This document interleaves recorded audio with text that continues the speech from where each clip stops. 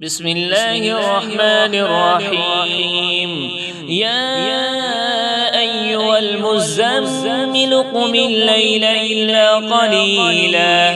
نصفه أو انقص منه قليلا أو زد عليه ورتل القرآن ترتيلا إنا سنلقي عليك قولا ثقيلا إن ناشئة الليل هي أشد وطئا وأقوم قيلا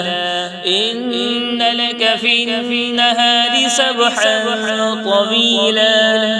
واذكر اسم ربك وتبتل إليه تبتيلا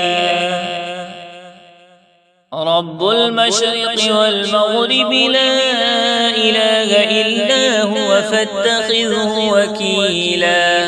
واصبر على ما يقولون واهجرهم هجرا جميلا وذرني والمكذبين أولي النعمة ومهلهم قليلا إن لدينا أنكالا وجحيما وطعاما ذا غصة وعذابا أليما يوم ترجف الأرض والجبال وكانت الجبال كثيبا مهيلا إنا أرسلنا إليكم رسولا شاهدا عليكم كما أرسلنا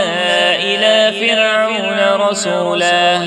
فعصى فرعون الرسول فأخذناه أخذا وبيلا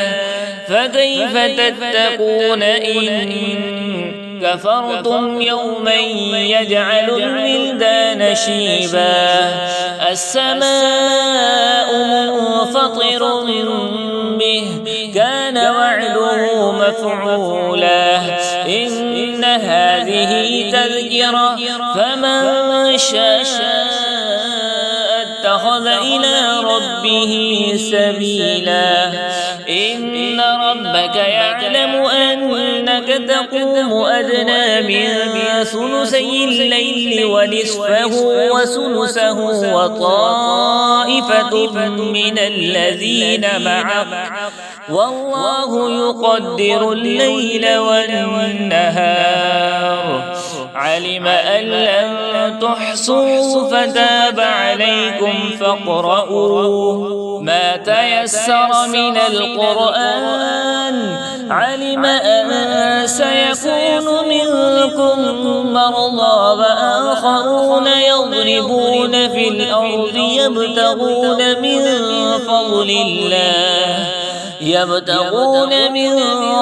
الله وآخرون يقاتلون في سبيل الله فاقرؤوا ما تيسر منه وأقيموا الصلاة وآتوا الزكاة وأقرضوا الله قرضا حسنا وما تقدموا لأنفسكم من خير تجدوه عند الله هو خيرا